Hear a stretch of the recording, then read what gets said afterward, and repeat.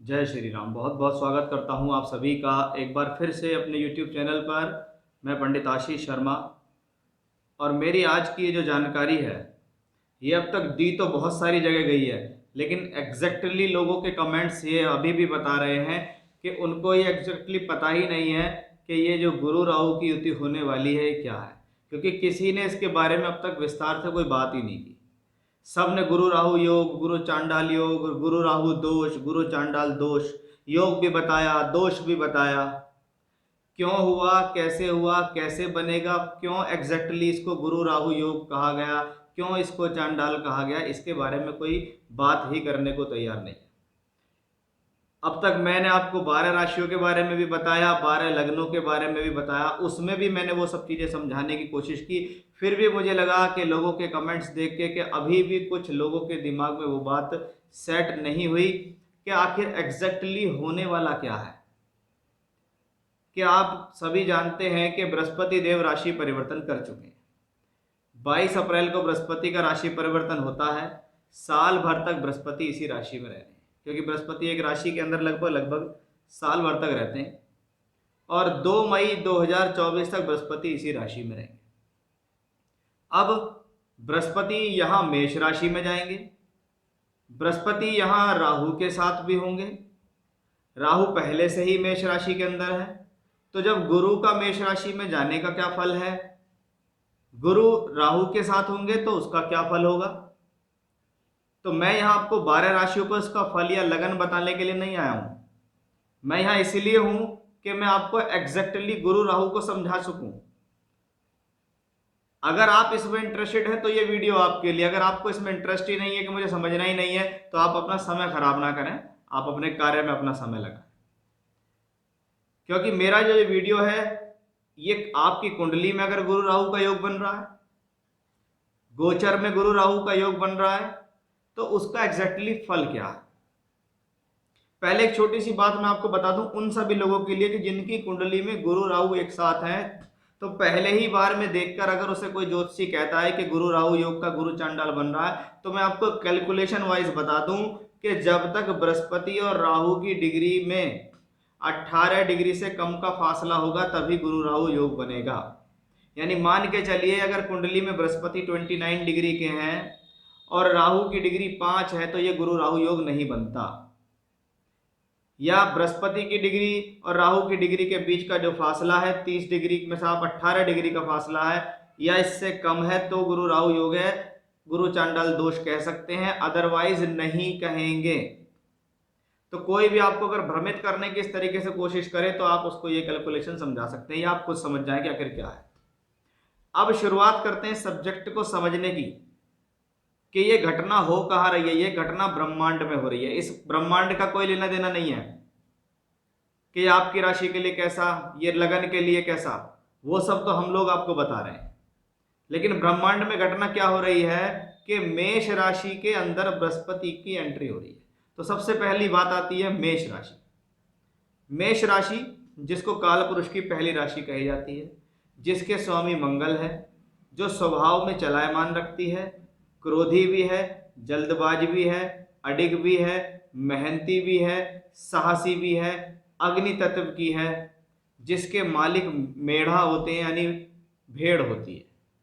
ये सब गुण लेकर मेष राशि अपने भीतर बैठी है कि भी मेरे पास एक बॉक्स है, उस बॉक्स का नाम है मेष और उसके अंदर ये सारे कारकत्व मिलते हैं।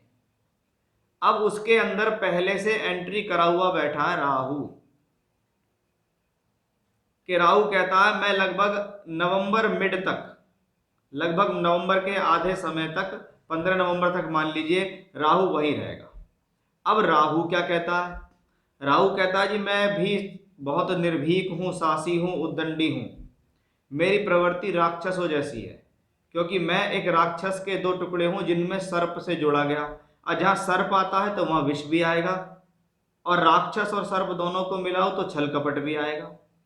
यानी ये वो प्लेनेट है जो कहता है मैं जिसकी राशि में जाऊंगा उसके गुणों को तो ले लूंगा और अपने गुण उसके ऊपर डालने की कोशिश कर दूंगा। यानी अगर मेष राशि में राहु बैठा है गोचर में, तो वो हर किसी के लिए बैठा है, सिर्फ एक राशि के लिए नहीं बैठा, वो सभी के लिए बैठा। कि जैसे ही मेष में राहु आता है तो वो कहीं ना कहीं हर व्यक्ति विशेष के जीवन में कुछ ना कुछ ऐसे भाग जोड़ने की कोशिश करता है, ऐसा स्वभाव देने की कोशिश करता है कि अग्नि तत्व मंगल की राशि में निर्भीक और साहसी और उद्दंडी ग्रह राहु का प्रवेश कहीं ना कहीं व्यक्ति के जीवन में उथल पुथल मचाने में सक्षम है। कहीं ना कहीं व्यक्ति के दिमाग में, क्योंकि मेष राशि रिप्रेजेंट करती है आपके सिर को, आपके हेड को रिप्रेजेंट करती है, और हेड हर किसी के पास है, कि आपके हेड में मेष राशि में राहु बैठ गया, यानी कहीं ना कहीं जब से वो राहु आया, हो सकता है तब से आपके जीवन में कुछ ना कुछ दिमाग को लेकर अशांति हुई, एग्रेशन हुआ, जल्दबाजी हुई, छोटी छोटी बातों को लेकर बहुत ज्यादा चिड़चिड़ाहट जल्दी हो जाते हैं, बहुत छोटी छोटी बातों को लेकर गुस्सा आ जाता है आप लोगों को। ये कब से हो रहा है? ये जब से मेष में राहु आया है तब से हो रहा है। और राहु क्या है? ग्रहण लगाने वाला ग्रह, कि जब जब ब्रह्मांड में सूर्य और चंद्रमा पर अमावस्या और पूर्णमासी पे ग्रहण लगता है तो वो राहु केतु की वजह से लगता है, कि राहु यहाँ ग्रहण लगा रहा है, उस चीज को ग्रहण करना चाह रहा है कि अभी तुम मेरे जैसे हो जाओ। यानी मंगल की राशि मेष राशि का राहु हो तो स्वभाव में उद्दंडता आएगी, यानी फिर व्यक्ति को जल्दी भी होगा, क्रोधी भी होगा, जल्दबाज भी होगा, कुछ ना कुछ को छोटी छोटी बातों को लेकर तनाव आएगा। तो सबसे पहली बात, मेष पे अधिकार करके बैठा हुआ राहु, वो कहता है जी मैं उल्टा चलने वाला प्लेनेट हूं, मैं कभी सीधा चलता ही नहीं, मैं वक्री चलता हूं, वक्रत्व चलता है मेरा।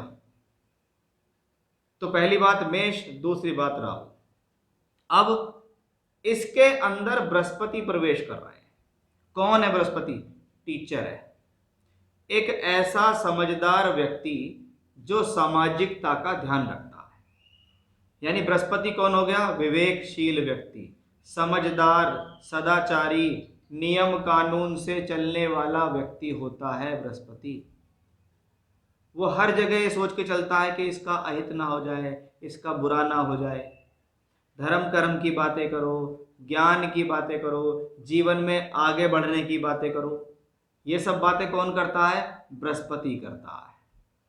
वो कहता है कि मुझसे सामाजिकता की बातें करवाओ, दान धर्म की बातें करो, ज्ञान की बातें करो, जीवन में आगे बढ़ने की बातें करो। मैं सदैव हित में रहने वाला ग्रह हूँ, मैं जहाँ बैठता हूँ वहाँ भी हित करता हूँ, मैं जहाँ दृष्टि देता हूँ मैं वहाँ भी हित करता हूँ। यानी एक बहुत सौम्य, बहुत सज्जन, बहुत सरल स्वभाव का प्लेनेट बृहस्पति, जो सदैव दूसरों के लिए तत्पर है, जो किसी का अहित नहीं चाहता, जो किसी का बुरा नहीं चाहता, जो वेद वेदांग अध्ययन अध्यापन इनमें रुचि रखता है, जो हमारे बड़े बुजुर्ग हैं, जो समझदारी है, ये सब बृहस्पति के अंदर है।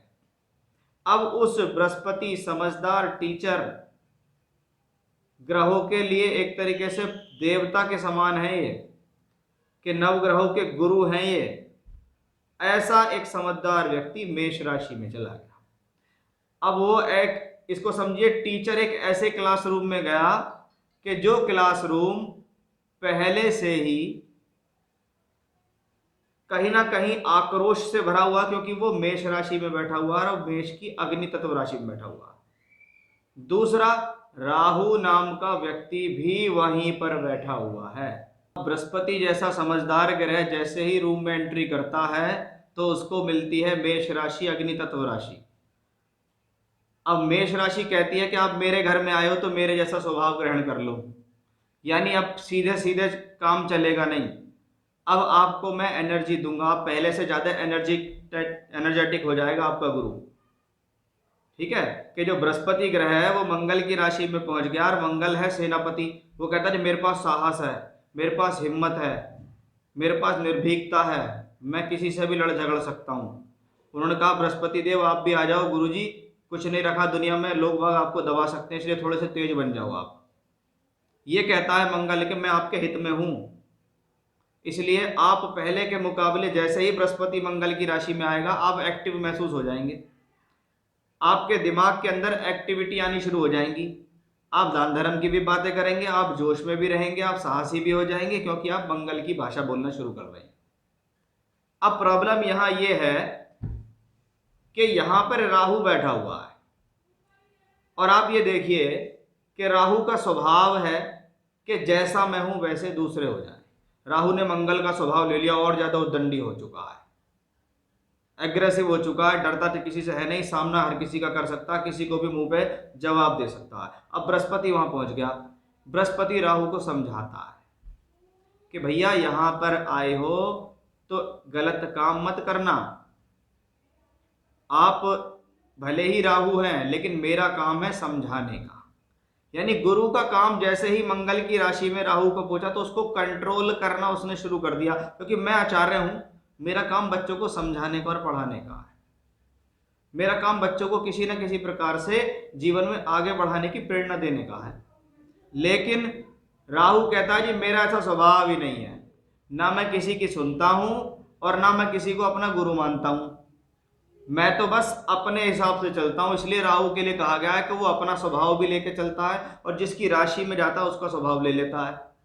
तुम तो थोड़े समय के लिए आए हो यहां, मेरे से पहले तो, आपसे पहले तो मैंने अपना अधिकार इस राशि में किया हुआ है। यहां से शुरू होती है गुरु राहु के राहु दोष की और गुरु चांडाल योग की बात, कि बृहस्पति कहता है कि मैं ये कहां फंसा कि मैं तो एक सीधा साधा इंसान, मैं एक अग्नि तत्व राशि में पहुंच गया और मैं पहुंच गया राहु के साथ। यानी कहीं ना कहीं बृहस्पति को खतरा महसूस होने लगा कि ये राहु मुझे छोड़ेगा नहीं, कि जिस दिन बृहस्पति उस राशि में एंट्री करता है उस दिन राहु की डिग्री होती है 9 डिग्री 50 मिनट और राहु चल रहा है उल्टा, बृहस्पति चल रहा है सीधा।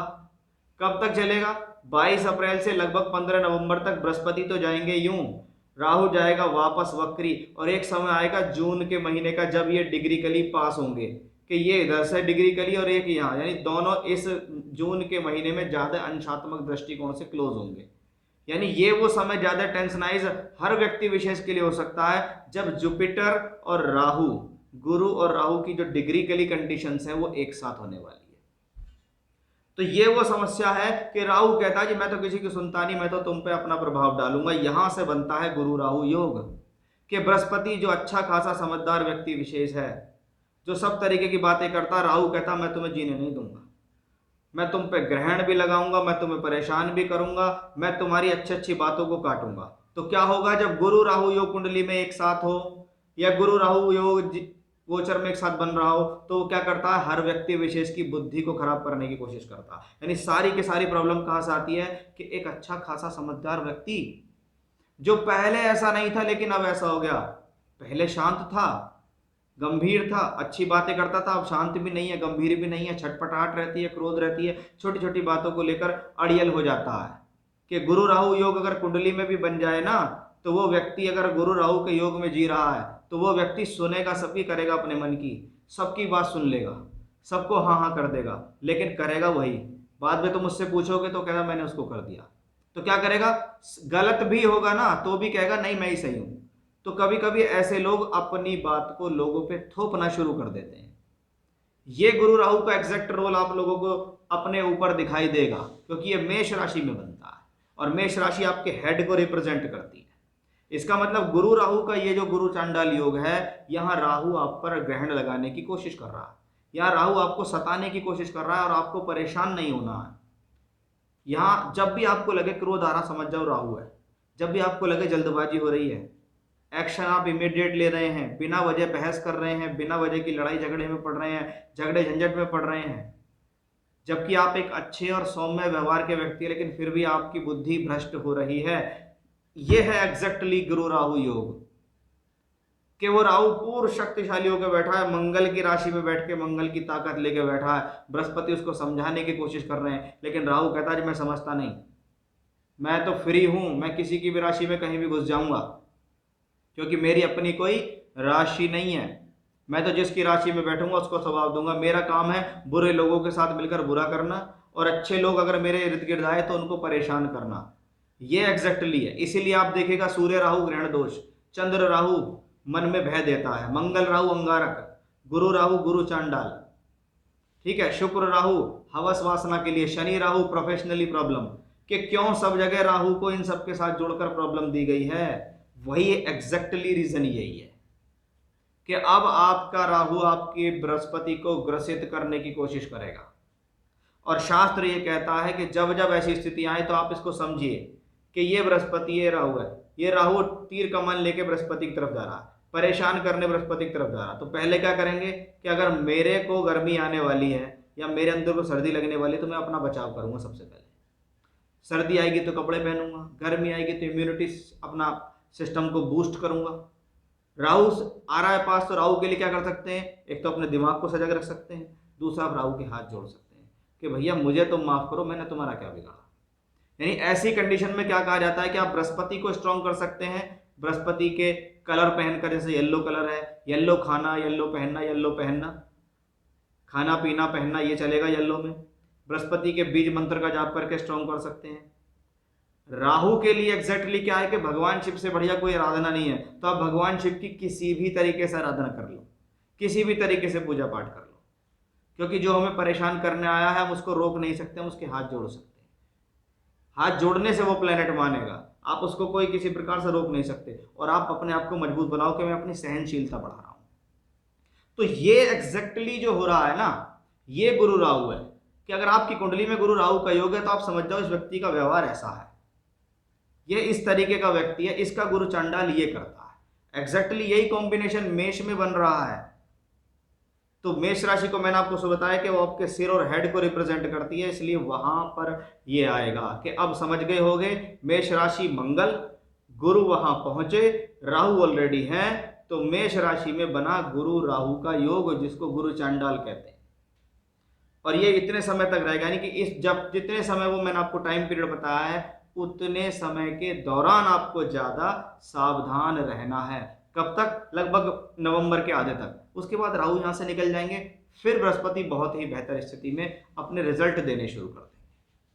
तो आशा करता हूं आपको मेरे द्वारा दी गई जानकारी कुछ अच्छी लगी होगी, कमेंट करके बताइएगा, क्योंकि मेरा आज दायित्व बनता था कि मैं आप लोगों को समझा दूं एग्जैक्टली कि आखिर ये है क्या। फिर से इसी प्रकार की जानकारी लेकर आपके सामने हाजिर होऊंगा, तब तक के लिए बने रहिएगा मेरे साथ।